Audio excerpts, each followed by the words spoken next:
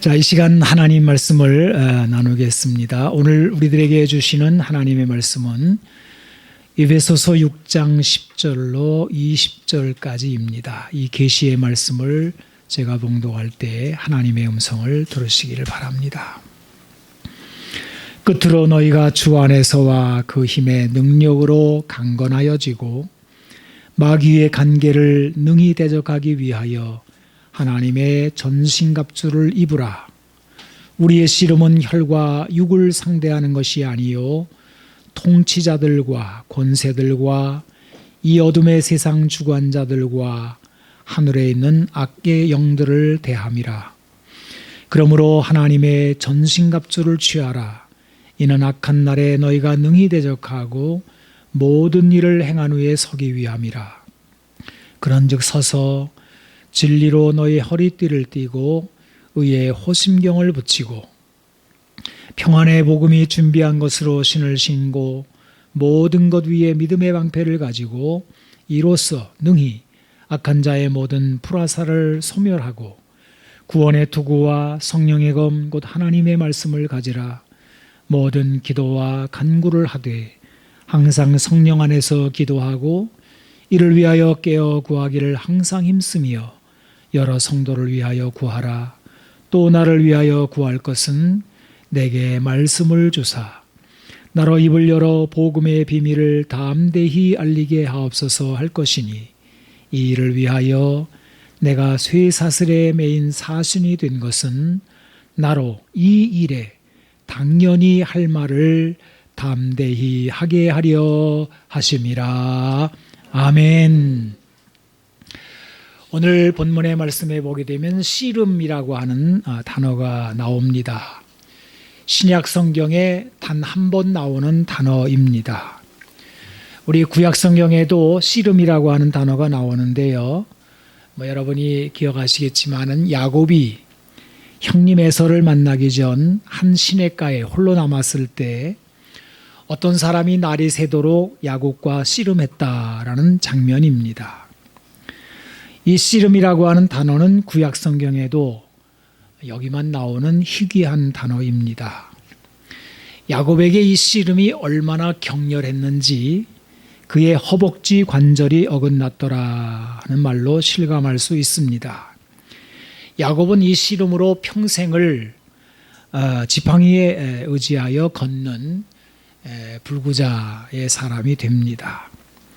하지만 이 씨름으로 인하여 그는 이스라엘이라고 하는 아주 명예로운 이름을 얻습니다. 오늘 본문에서 사도 바울은 이 구약에 한 번 나오는 이 씨름이라고 하는 단어를 사용하여 우리 그리스도인에게 세상 누구도 말하지 않는, 알 수도 없는, 또 찾아볼 수도 없는 특이한 전쟁이 있음을 말씀하고 있습니다. 여러분, 전쟁은 이 지구상에서 끊임없이 일어나고 있습니다. 지금 이 시간에도 우크라이나에서 벌어지고 있는 전쟁의 참상이 실시간으로 전 세계의 방영이 보도가 되고 있습니다. 우리에게 이런 전쟁이 일어날 줄은 꿈에도 생각하지 못했습니다라고 우크라이나 국민들이 이렇게 말하는 것을 뉴스로 들은 적이 있습니다. 전쟁을 누가 좋아하겠습니까? 다 전쟁을 끔찍하게 싫어하지만 그러나 전쟁과 무관한 사람은 없어 보입니다. 우리나라는 72년 전에 6.25라고 하는 끔찍한 전쟁을 겪었습니다. 세월이 많이 지났지만 우리는 여전히 분단된 나라에서 휴전이라고 하는 상태로 전쟁을 지속하고 있습니다. 이렇게 전쟁이 끊이지 않는 세상에서 오늘 본문이 전하고 있는 우리의 씨름, 이 어떤 말씀일까? 한번 살펴보기를 원합니다. 먼저 생각할 것은 마귀라고 하는 단어입니다. 본문은 우리가 싸워야 할 대상이 혈과 육, 세상적인 전쟁이 아니라 마귀라고 명시를 하고 있습니다. 그리고 악한 영들이라는 말씀도 나옵니다. 이 마귀와 악한 영들은 초자연적인 그런 존재들입니다.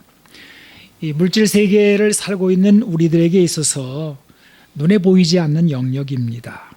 그래서 사람들은 이런 영적 존재들을 부정하기도 하고 또 무지하기도 해서 분별 없이 대처하기도 합니다.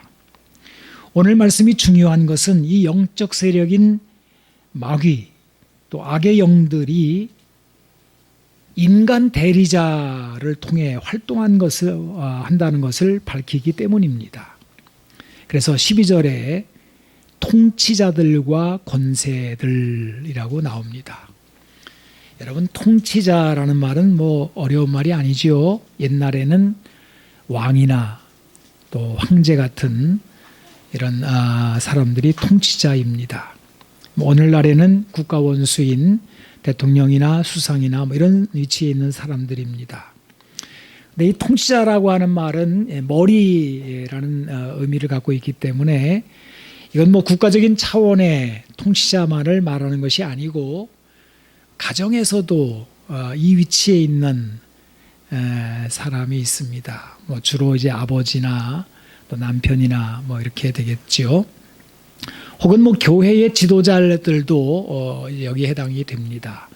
뭐 마을에서도 이장님도 이런 데 들어갈 수 있는 거죠. 어쨌든 간에 어떤 조직이든지 어떤 단체든지 그 지도자의 위치에서 영향력을 행사하고 있는 사람들을 통치자 그리고 그의 권세 이렇게 이야기할 수 있습니다. 마귀는 영적인 존재라서 보이지 않지만 세상의 통치자들을 자기의 대리자로 삼아 온갖 악한 짓을 일삼고 있다 하는 그런 말씀입니다. 오늘 본문에는 악한 날이라는 말씀도 나오는데요. 어느 날 어둠이 몰아치듯 악이 강하게 발동하여 인간을 파멸로 몰아넣는 악한 영의 D-Day라고 할 수 있습니다. 1950년 6월 25일 주일 새벽 4시 대한민국에서 벌어진 악한 날이라고 말할 수 있을 것입니다. 이 한순간으로 인하여 3년간의 전쟁이 지속되고 수백만 명이 죽고 1,000만 명의 이산가족이 생겼습니다. 이것이 악한 날의 한 모습입니다. 이제도 말씀드린 것처럼 사탄 이 마귀의 대리자는 지도자는 뭐 국가 지도자만 있는 것이 아니고 가정에서도 있을 수 있기 때문에 뭐 그냥 평범한 가정에서 그냥 갑자기 이 D-Day가 악한 날이 발동하는 것이요. 가족이 막 풍지박산이 되고 그런 한순간에 악한 날이 있을 수 있습니다. 교회도 그렇죠. 늘 평안하고 은혜롭고 모이면 반갑고 이런 정말 은혜로운 교회에서 어느 날 이 악한 영의 그 영향력에 따라서 막 발동을 하는 거죠. 그날 교회가 막 순식간에 뒤집히고 막 초토화가 되는 이 악한 날이 있을 수가 있는 것입니다. 자, 그런데 이 악한 영의 악한 날의 활동은 전쟁에 국한된 것은 아닙니다. 오히려 더 크고 방대한 비극이 벌어지는 영역이 있는데요. 오늘 본문에서 그것을 마귀의 간계라는 말로 나타냅니다. 간계는 속임수라는 뜻입니다. 마귀는 인간을 속입니다. 에덴 동산에서 아담과 하와를 속이고 하나님께 반역하게 만든 장본인이 마귀라는 악한 영입니다. 사도 바울은 에베소서 앞부분인 4장에서 이미 이것을 다루었죠. 우리의 믿음이 성장하여 그리스도의 장성한 데까지 자라야 하는데 그 이유는 바로 사람의 속임수와 간사한 유혹에 빠져 요동하지 않게 하려 함이라 하는 말씀입니다. 대단히 중요한 말씀입니다. 에덴 동산에서 아담과 하와에게 이 유혹이 있었을 때 이것은 중요한 씨름이었습니다. 아담과 하와는 넘어갔습니다. 그리고 이 패배로 인하여 그들은 낙원을 잃어버리는 뼈아픈 결과를 맞게 됩니다. 여러분 다시 말씀드립니다. 이거는 가정에서도 일어날 수 있고 교회에서도 일어날 수 있고 국가 차원에서도 일어날 수 있다는 것을 제가 누차 말씀을 드렸습니다. 저는 목회하면서 뭐 이런 거 많이 보죠. 교회 잘 나오던 집사님 부부가요, 한순간에 그냥 막 뒤집어지더라고요. 남편이 바람이 나가지고 신방을 갔는데 어떻게 할 길이 없더라고요. 이런 겁니다. 이렇게 이제 되는 거예요. 여러분, 마귀와 악한 영들은 세상의 자기 대리자들인 통치자와 권세들을 이용하여 사람들을 넘어뜨립니다. 이 씨름에서 사용하는 마귀의 방법은 간계입니다. 간계란 교활한 술책이나 속임수라는 말입니다. 그리고 여기에 더하여 공격적인 계략을 담고 있습니다. 아주 무서운 단어입니다. 그래서 씨름이라는 말을 쓰는 거예요. 여러분, 씨름이라고 하는 게 확 힘을 쓰다가 갑자기 탁 이렇게 이렇게 속이잖아요. 그리고는 소바가 넘어가는 순간에 완전히 힘을 써가지고 이렇게 무너뜨리는 싸움이거든요.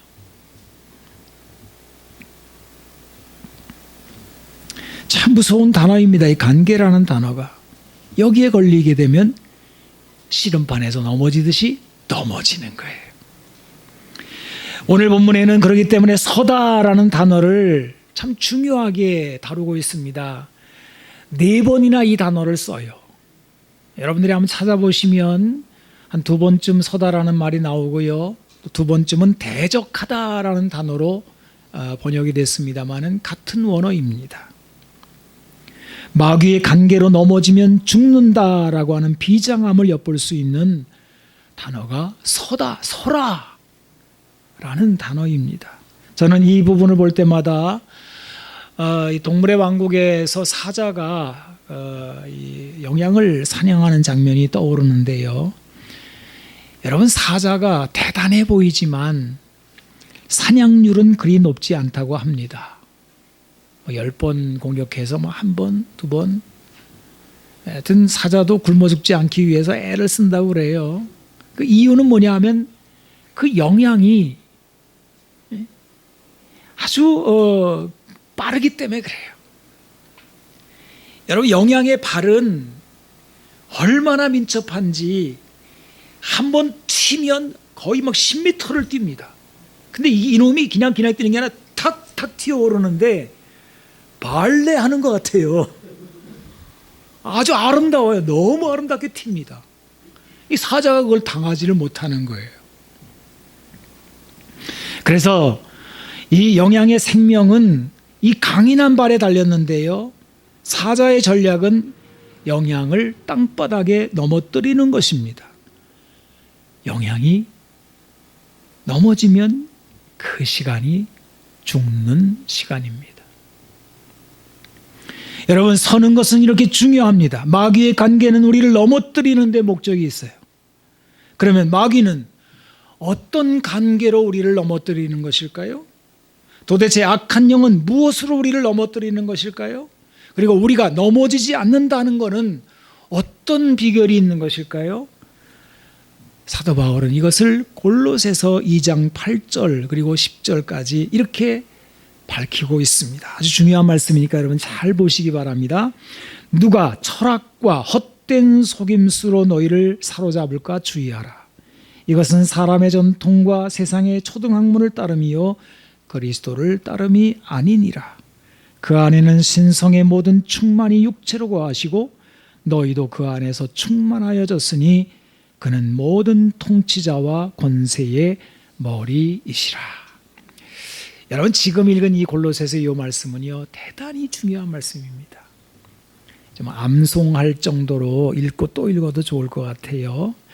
마귀의 간계를 폭로하는 말씀이기 때문입니다. 자, 여기도 헛된 속임수라는 말씀이 나오는데요. 오늘 우리가 읽은 에베소서 본문에 나오는 마귀의 간계와 같은 말입니다. 이 헛된 속임수와 더불어 등장하는 것이 철학입니다. 철학은 인간의 학문입니다. 철학이 마귀의 관계와 더불어 등장하는 것을 눈여겨보십시오. 철학은요, 마귀의 상대가 되지 못합니다. 인간의 지혜이기 때문에 그렇습니다.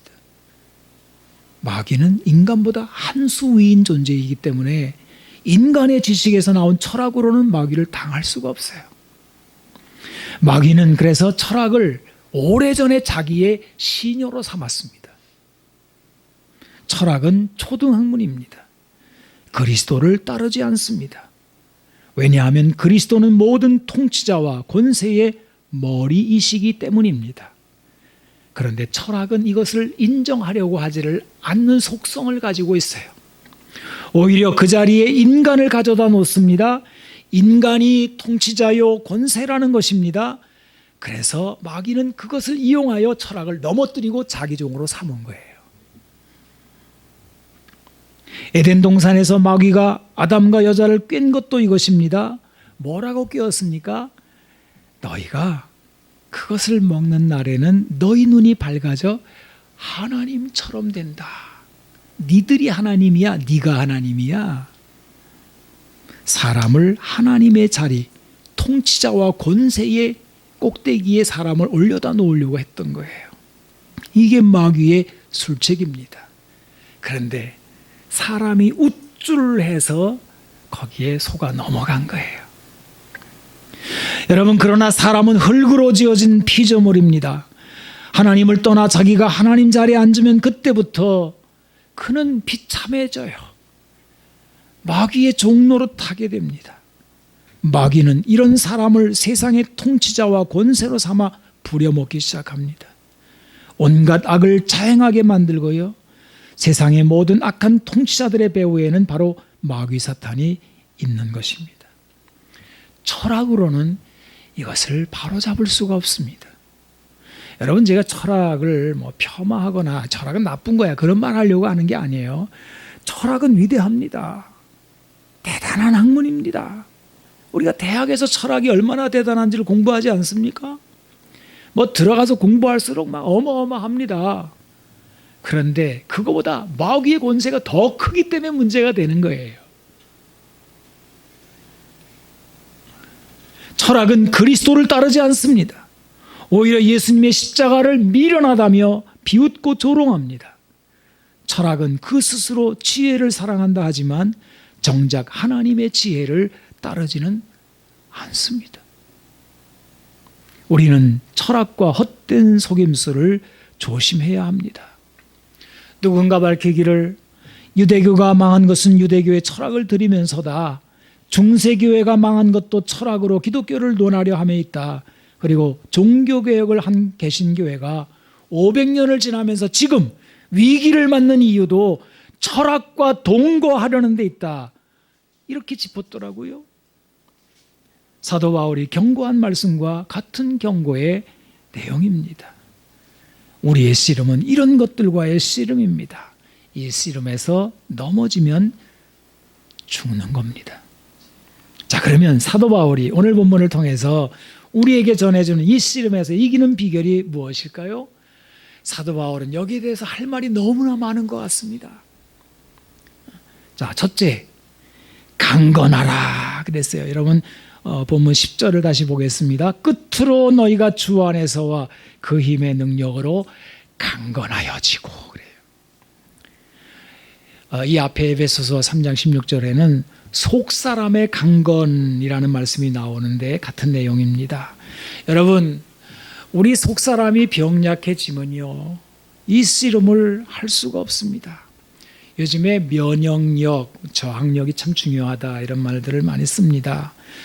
이게 온갖 병균이 이렇게 난무를 해도요, 사람의 몸에 저항력이 강하면 쉽게 병들지 않습니다. 근데 우리 씨름도 마찬가지입니다. 여러분, 가만히 보십시오. 우리 신앙생활 하다가 누가 쉽게 시험에 빠집니까? 예수님과 떨어져 있는 사람들이에요. 우리의 속사람은 주 안에서 이루어지기 때문입니다. 대단한 사람 없어요. 네, 대단한 사람 없어요. 박사님이라고요? 박사님도 별거 없어요. 예수님과 떨어지면. 이게 아주 약해져요. 반대로 정말 가방끈 짧아도요, 하나님 말씀에 붙들린 사람은 강하다고요. 교회 안 나오고 말씀 안 보고 기도 소홀하고 살다 보면 우리 속사람이 황폐해집니다. 우리가 예수님과 멀어질수록 영적 야만 상태가 됩니다. 찰스 다윈 이야기를 제가 들었는데요, 이 진화론으로 유명한 이 사람이 배를 타고 아주 멀리 가보니까 그 야만인들이 이게 살고 있는데 이게 사람이 아니더랍니다. 얼굴에 분칠을 하고 자기 성질대로 서로를 잡아먹고 사는데 흡사 원숭이하고 비슷한 겁니다. 다윈은 자기가 추구하던 대로 이들을 덜 진화한 인간으로 보았습니다. 하지만 이들은 인간과 원숭이의 중간 존재가 아니었습니다. 하나님을 등지고 오랜 세월을 산 사람들의 모습이었습니다. 사람이 하나님을 등지고 말씀 없이 살게 되면 어둠 속에 처해지면서 이렇게 비참해지는 거예요. 가난과 질병과 분쟁과 더러움으로 서로를 학대하면서 살아가게 됩니다. 왜냐하면 그리스도를 멀리 떠나 그 속사람이 병약해짐으로 온갖 죄와 악의 영에 취약해지기 때문입니다. 그런데 우리 안에 그리스도가 계시면 강건해집니다. 마귀를 이기는 거예요. 죄도 이깁니다. 죄를 이긴다라고 하는 것은 죄가 무엇인지에 대하여 명백하게 알고 그것을 피하며 혹 죄를 짓더라도 그리스도에 걸리신 보혈의 피로 정하게 된다는 것을 포함하고 있는 말씀입니다. 우리는 이렇게 하여 그리스도 안에서 속사람이 강건해집니다. 그리고 우리는 씨름에 임할 수가 있게 되는 거예요. 그 다음에 둘째는 하나님의 전신갑주를 입으라 라고 사도 바울은 전하고 있습니다. 우리의 속사람이 강건해지는 것과 더불어 필요한 영적인 무장입니다. 사도 바울은 이 씨름을 가볍게 보지 말라라고 경고합니다. 우리가 상대하는 영적 세력은 결코 만만한 상대가 아닙니다. 이거는 마치 골리앗 앞에 선 다윗과도 같습니다. 골리앗의 괴력 앞에 다윗은 한판도 장담할 수 없는 상황이었습니다. 이미 이스라엘 백성들은 판판이 졌습니다. 다윗이 나섰을 때 형들이, 친형들이죠. 다윗은 위로 형들이 많았는데 먼저 입대를 해가지고 전쟁터에 나와 있는 큰형부터 여러 형들이 있었습니다. 맨 밑에 동생이 와가지고 뭔 싸움인지 자꾸 물어보니까 아주 무시를 하죠. 왜 여기 와가지고 네가 뭔데 이제 이러는 거예요. 그러면서 자기들은 굴 속에 숨어 있는 거예요. 다윗을 꾸짖고 비웃습니다. 또 사울왕은 다윗이 골리앗과 싸우러 나간다 그러니까 네가 그렇게 할 수 있겠니? 체념하듯이 다윗의 출정을 허락하지만 그리고 자기 갑옷을 내주죠. 다윗이 왕의 갑옷을 입어보니까 이게 안 맞는 거예요. 그래서 과감히 벗어던졌습니다. 그리고 다윗이 뭐라고 말했습니까? 사무엘상 17장 45절을 보겠습니다. 다윗이 블레셋 사람에게 이르되 너는 칼과 창과 단창으로 내게 나아오거니와 나는 만군의 여호와의 이름 곧 내가 모욕하는 이스라엘 군대 하나님의 이름으로 내게 나아가노라. 여러분, 이것이 바로 다윗이 입은 하나님의 전신갑주입니다. 다윗은 하나님을 의지함으로 갑옷을 삼았습니다. 사실 이 사무엘서 읽어보게 되면요, 이 골리앗이 얼마나 대단한지, 이게 마귀의 영적 세력을 대표하는 거잖아요.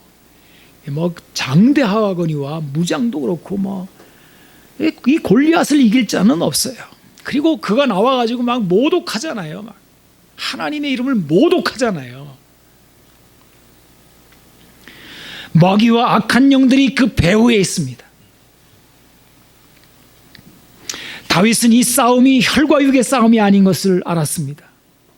이 싸움은 사울의 갑옷으로 이기는 싸움이 아닙니다. 여러분, 교회가 세상의 철학을 갑옷으로 삼고 싸움터에 나가게 되면 판이 집니다.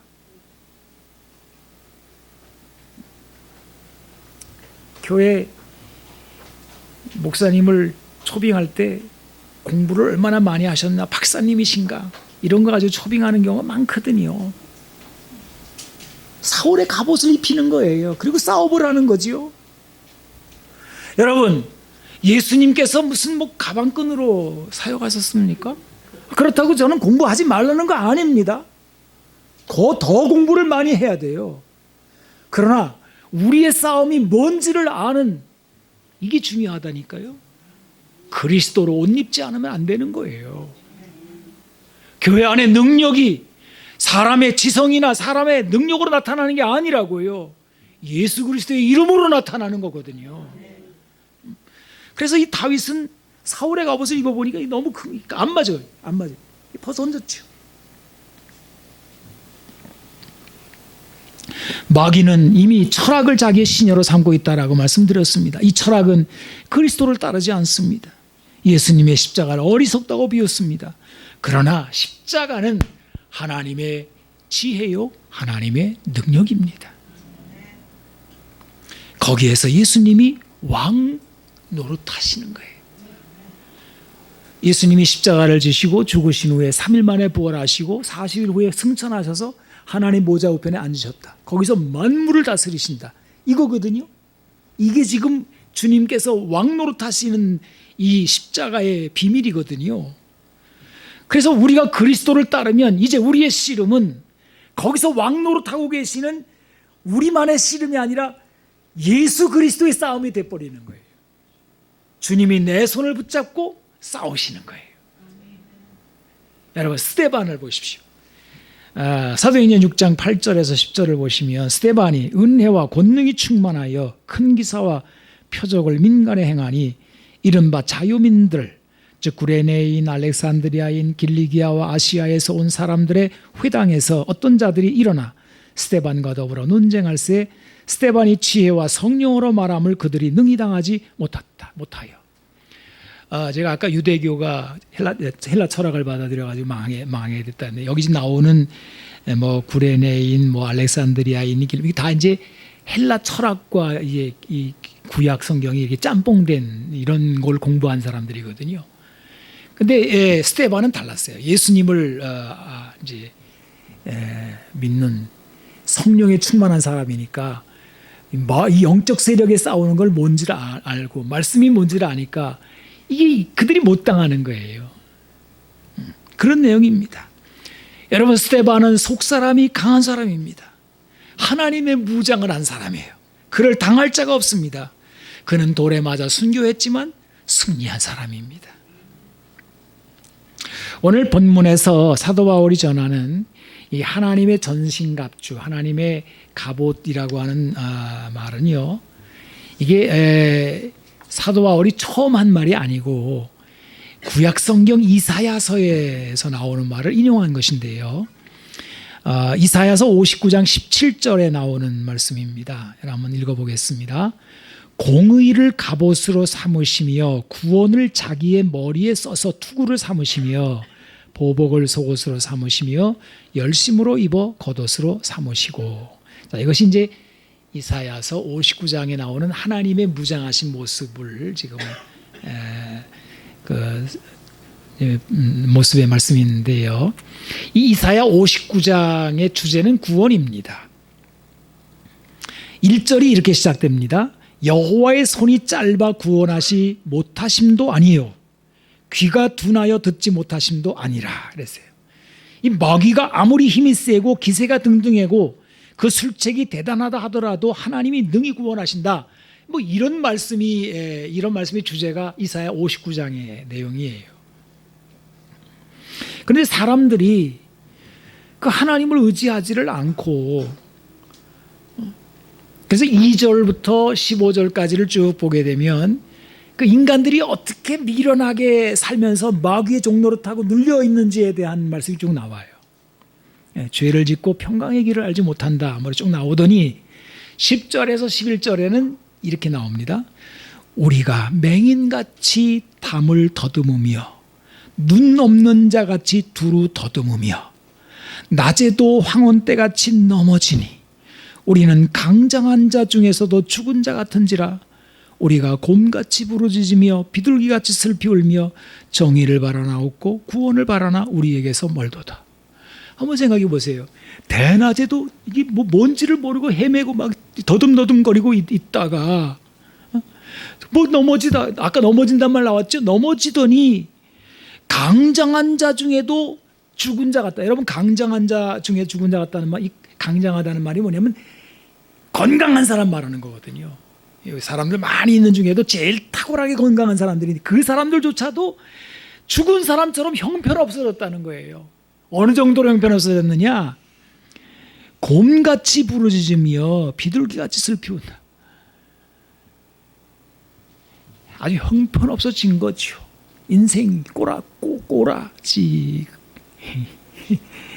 이렇게 된 거죠. 누가요? 하나님 백성이 이렇게 됐다는 말입니다. 마치 이것은 골리앗 앞에 벌벌 떨며 절망하는 사울의 군대 같지 않습니까? 이때 하나님께서 말씀하시는 거예요. 15절에서 17절, 여호와께서 이를 살피시고 자기 팔로 스스로 구원을 베푸시며 자기의 공의를 스스로 의지하사 공의로 갑옷을 삼으시고 구원을 자기 머리에 서서 투구를 삼으시고, 여기에 하나님의 전신갑주가 등장을 해요. 이 말씀의 핵심은 이것입니다. 하나님이 직접 싸우시겠다는 거예요. 이것이 하나님의 전신갑주의 내용입니다. 사도 바울이 우리에게 하나님의 전신갑주를 취하라는 말은 하나님과 같이 싸우라, 이런 말입니다. 주님이 우리의 무장이 되신다는 것입니다. 그 무장이 6가지가 나오지요. 진리, 의, 평안의 복음, 믿음, 구원, 하나님의 말씀. 이 6가지는 전부 다 하나님께 속한 것들이에요. 마귀는 여기에서 굴복하는 겁니다. 여러분, 마귀를 철학으로 이기는 게 아니에요. 힘으로 밀어붙여도 안 됩니다. 숫자로 이기는 것도 아니에요. 애써도 안 되고 힘으로 울어도 안 되는 거예요. 마귀가 물러가는 것은 하나님을 믿는 믿음, 그 앞에서 물러가는 것입니다.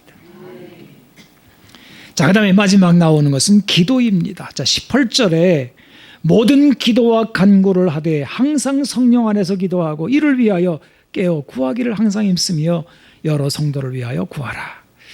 자, 이제 세 번째 사도 바울은 이 싸움을 어떻게 우리가 이길 것인가. 서라. 그 다음에 하나님 전신갑주를 입으라. 그리고 여기에 기도를 말하고 있는데, 다시 야곱의 이야기로 가보겠습니다.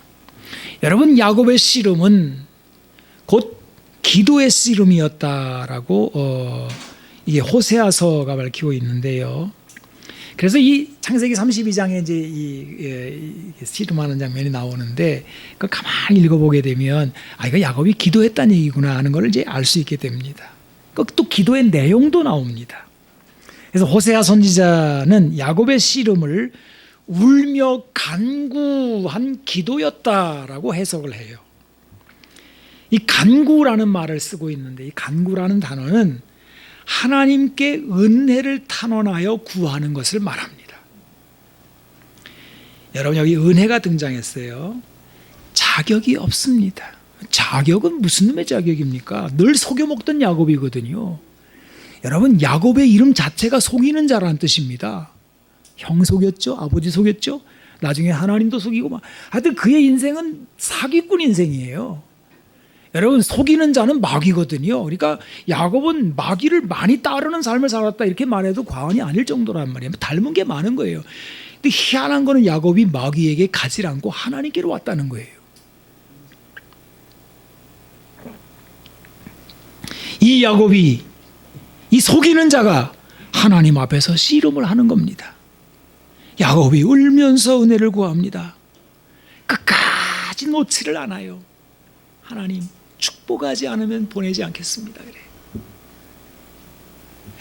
여러분 오늘 이렇게 예배당에 오셨는데 주일에 한 번 오는 것만도 사실 쉽지 않은 시대가 됐잖아요. 근데 왔다가 그냥 가시면 어떡해요? 왔으니 하나님, 나 오늘 하나님 음성 듣고 가기 원합니다.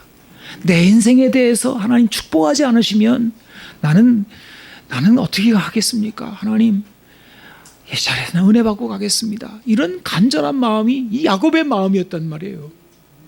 그게 하나님께서 됐다 그러시면서 축복하지요. 그 축복이 뭡니까? 이름을 바꿔주는 거예요. 이스라엘 그럽니다. 승리자라는 뜻입니다. 야곱은 씨름에서 이겼습니다. 야곱이 천사와 겨루어 이겼다는 것은 참 해석하기 어렵지만은 핵심은 은총을 구했다는 것입니다. 자격이 없는 자가 하나님의 도우심을 입어 살 길을 얻는 것을 말하는 거예요. 여기에 승리의 비결이 있습니다. 여러분, 우리 다 자격이 없어요. 우리가 하나님 앞에서 뭘 잘했습니까? 마귀가 기뻐할 일들이나 하고 살았지 않습니까? 근데 하나님 앞에 나왔어요. 참 이상한 일이에요. 우리가 마귀와 닮아서 마귀 쪽으로 가버려야 되는데 웬일인지 마귀 쪽으로 안 가고 하나님 쪽으로 나와서 여기 예배당에 앉아 계신 거예요. 그리고 하나님께서 우리를 축복하시는 거예요. 그때 우리는 하나님, 나는 내 주인의 인생이 아닙니다. 내가 통치자와 권세자가 아니고요. 예수님이 통치자와 권세자입니다. 마귀가 이거 속여가지고 헷갈리게 만들었지만 나 이제 다 내려놓습니다. 라고 하나님 앞에 굴복하는 것이 바로 야곱의 씨름이었단 말이에요. 자기의 일을 다 내려놓는 것입니다. 자기의 방법을 하나님 앞에 포기하는 것이 기도입니다. 내가 올라앉았던 왕좌에서 내려와 그리스도의 통치를 받는 것입니다. 이때 하나님께서 우리에게 승리를 주시는 거예요. 우리의 씨름에서 승리하는 비결은 하나님 앞에 무릎을 꿇는 것입니다. 이것이 기도입니다. 이때 우리는 성령 안에서 기도하게 됩니다. 얼마나 많은 사람들이 기도합니까? 그러나 기도라고 다 기도입니까? 중언부언하는 기도도 있고 자기 자랑식 기도도 있습니다. 자기 욕망을 이뤄보자는 우상합 기도도 있습니다. 우리의 기도는 이런 것이 아닙니다. 성령 안에서 기도하는 것입니다. 야곱이 자기를 내려놓고 은총을 구할 때 그는 승리자가 되었습니다. 그래서 칼 들고 죽이겠다고 눈앞에 이런 형이 야곱을 끌어안고 눈물을 흘리면서 화해를 하면서 오히려 야곱을 도와주겠다고 그러고 놀라운 일이 벌어진 거예요. 여러분, 영적 싸움에서 이기면 현실적인 싸움에서도 승리하게 된단 말이에요. 이게 동떨어졌다고 생각하시면 안 됩니다. 신앙, 종교 생활은 종교 생활이고 현실은 현실이지. 하나님은 내 삶을 어떻게 하시겠어? 이게 아니라니까요.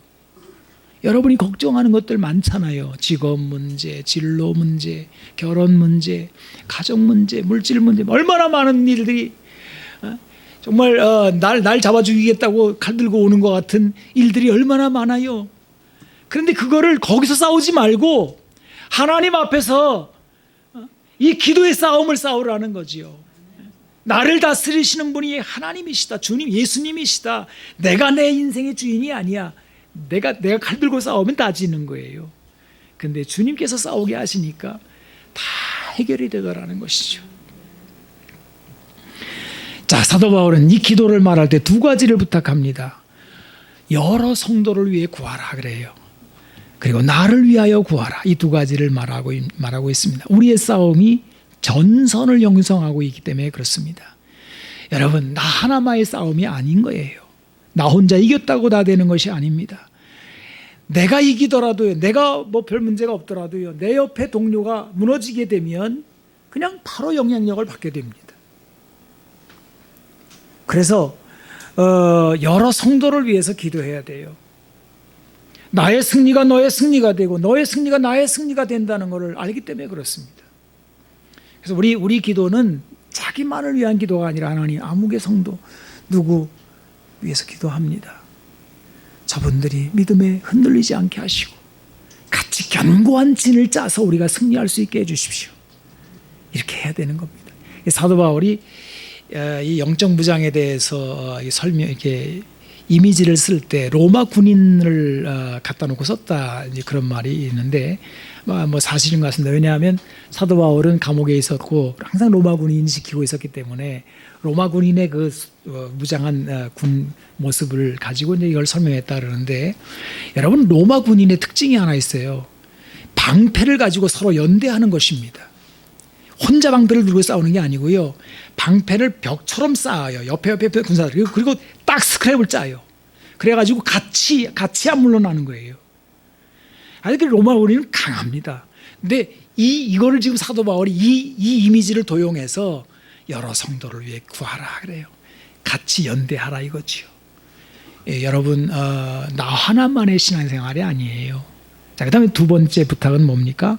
나를 위해서도 기도해달라. 사도 바울이 자기를 위한 기도 부탁을 하고 있어요. 그리고 기도의 내용도 정해줍니다. 19절에서 20절을 보십시오.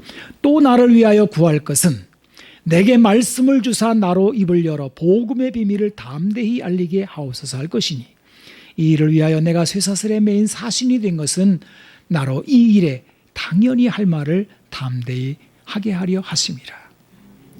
사도 바울이 왜 자기 자신을 위해 기도해달라고 그랬느냐? 아니 오히려 사도 바울이 교인들을 위해서 기도해 주는 게 당연하지 않아요. 이게 뭐 사도 바울이 더 영적으로 강한 입장이니까. 사도 바울은 그렇게 말하질 않아요. 나를 위해 기도해달라 그래요. 왜요? 말씀을 전하는 입장이기 때문에 그렇다는 거예요. 그는 복음을 들고 섰습니다. 이 기도의 부탁은 이게 축구로 말하자면은 공격을 위한 기도입니다. 여러분 축구를 할 때 수비를 잘해서 골을 안 먹는 것도 중요하지만 그렇다고 해서 이기는 건 아니거든요. 걔야 비기는 거죠. 그럼 어떻게 해야 돼요? 공격해서 골을 넣어야 이기는 거거든요. 자, 근데 주의 종들이 하나님의 말씀을 전하는 거는 수비적인 입장이 아니라 공격하는 입장입니다. 사도 바울이 아주 열악한 환경 속에서 지금 세상은 전부 다 마귀의 지배하에 따라서 그리스도를 대적하고 진리에 도달하지 못한 그런 상태에 있는 상태에서 하나님의 말씀을 가지고 전하려고 할 때 그는 감옥에 들어갔어요. 쇠사슬에 매였습니다. 이거 아마 지금도 비슷할 거요. 아유 옛날에나 그랬지. 아니죠. 지금도요 진리의 말씀을 바로 말하면요 벌떼같이 들고 일어납니다. 이 마귀가 얼마나 간교한데요. 세상 법제화를 만들어 놓고요. 지금도 그래가지고 무슨 법을 만들자 인권 어쩌고 하면서 여러분 인권이란 말이 얼마나 중요한 말입니까? 그런데 잘 들여다보게 되면 거기 괴계가 거짓말이 들어있거든요. 동성애를 옹호하고 막 퀴어 축제를 막 하게 하고 말이죠. 이런 것들이거든요. 그래가지고 강단에서 동성애는 잘못된 겁니다 하면 벌떼같이 일어나고 법을 이용해서 잡아가고 이렇게 하는 겁니다. 자, 이렇게 할 때에 사도 바울이 위축되고 알았어 말 안 할게. 알았다고 아예 그래 다 하고 싶은 대로 해. 너네들이 왕이야. 인간이 왕이야. 이렇게 해버리게 되면 끝나는 거거든요. 그러니까 사도 바울이 뭐라고 말하는 거예요? 내가 복음의 말씀을 진리의 말씀을 제대로 전할 수 있도록 기도해달라 라는 거예요. 여러분들이 주의 종들을 위해 기도하는 거는요 참으로 의미 있는 기도입니다. 이 강단에서 하나님의 말씀을 전할 때 그리스도의 피 묻은 복음을 전해야 되는데 세상 철학이나 섞어 전한다라고 한다면 이게 뭐겠습니까? 예수 믿으면 복 받습니다. 집 삽니다. 부자 됩니다. 좋아요. 그게 뭐예요 도대체? 그렇게 안 해도 하나님은 복 주신다니까요. 예수 믿으면 잘 살아요. 걱정 없어요. 괜찮아요. 그러나 그게 복음의 핵심은 아니잖아요. 알쏭달쏭 알지도 못하는 철학이나 늘어놓고 말이죠. 뭔지도 모를 얘기를 자기도 모르는 얘기를 하는 거예요. 그거 아니잖아요. 먹이가 물러가고 병들이 낫고 하나님의 나라가 선포되고 하나님의 나라가 임하는 그런 곳이 강단이잖아요. 이거를 위해서 기도해 달라는 거예요. 이 강단은 영적 전쟁의 보루입니다. 이 강단을 위해 기도해달라는 바울의 기도 부탁은 우리의 씨름을 향한 승리의 비결입니다. 이 강단만을 말하는 것이 아니고요. 지금 이 시대에도요. 정말 진리의 말씀을 붙들고 피 묻은 복음을 위하여 각계에서 복음을 전하기 위해서 애쓰는 주의 종들이 많아요. 그런 사람들을 위해서 기도하는 게 중요하다고요. 그들이 승리해야 승리하는 거거든요. 자, 오늘 이 귀한 말씀을 우리가 읽었습니다. 여러분, 교회는 그냥 종교적인 기관이 아니에요. 여기는 중요한 전쟁이 벌어지는 전쟁터입니다. 우리의 씨름은 이것입니다. 그리스도로 옷 입고 피 묻은 복음으로 무장하여 믿음으로 승리하시기를 축복합니다. 기도하겠습니다. 거룩하신 하나님 감사합니다. 6.25를 겪은 우리나라가 그 전쟁이 얼마나 비참한지 72년 만에 점점 잊어가고 있는 이 시대에 하나님 진리의 말씀으로 다시 무장하고 순교하기까지 믿음을 지켰던 우리 믿음의 조상들의 그 행위를 본받기를 원합니다.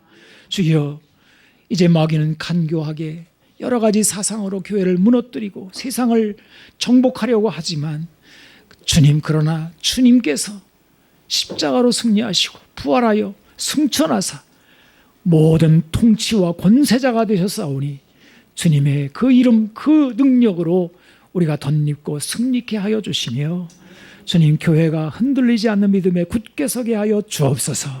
우리 구주 예수님의 이름으로 기도하옵나이다. 아멘. 아멘.